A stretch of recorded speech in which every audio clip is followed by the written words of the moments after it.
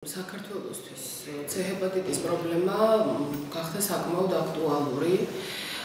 მოხდა ისე, რომ პოსტსაბჭოთა სივრცის ქვეყნებს შორის და აღმოსავლეთ ევროპის ქვეყნებს შორის, ანუ იმ გეოგრაფიულ არეალში, რომელშიც საქართველო შედის, საქართველოში არის ჰეპატიტის გავრცელების C ჰეპატიტის გავრცელების ყველაზე უფრო მაღალი მაჩვენებელი.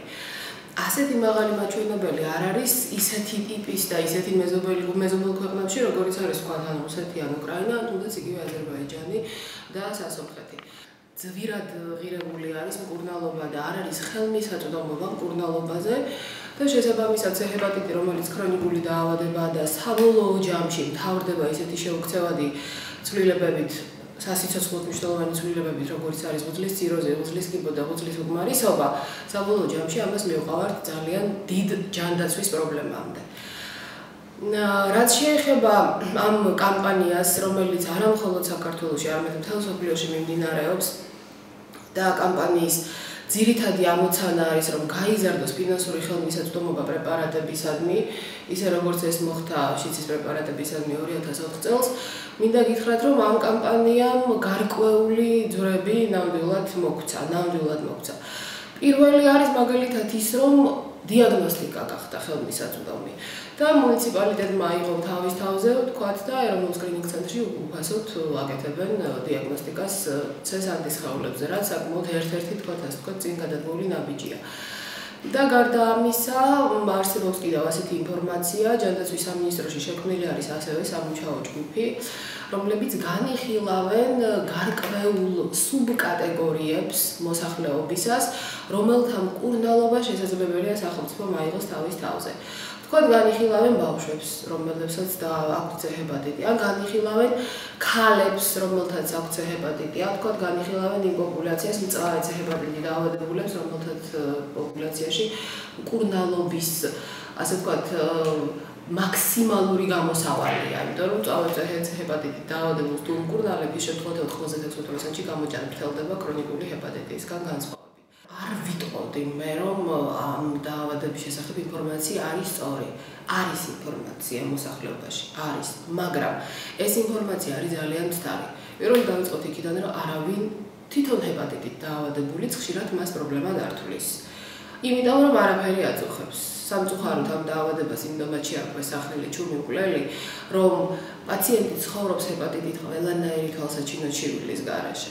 ამიტომ ძალიან ცუდია, რომ მოსახლეობა მას არ თვლის პრობლემად. მეორე, ის რომ ჰეპატიტი ძალიან ადვილად გადადის სისხლის გზით, ფაქტია. ძალიან ძნელად გადადის კესოთრივი გზით, მაგრამ მაინც გადადის.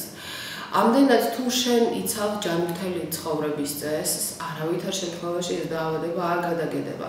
მაგრამ თუ შენ არ იცი ჯანმრთელი ცხოვრების წესის ელემენტარული პრინციპები, რაშიც შედის ის, რომ არ შეიძლება ტატუირება, არ შეიძლება პირსინგი, არ შეიძლება საზიარო ნემსის საზიარო, სპრიჩის საზიარო, საფარსი და ასე შემდეგ, ეს ელემენტარული პოსტულატები თუ არის, რა თქმა უნდა, შენ რისკის ქვეშ ხარ, რომ დაგემართება ჰეპატიტი.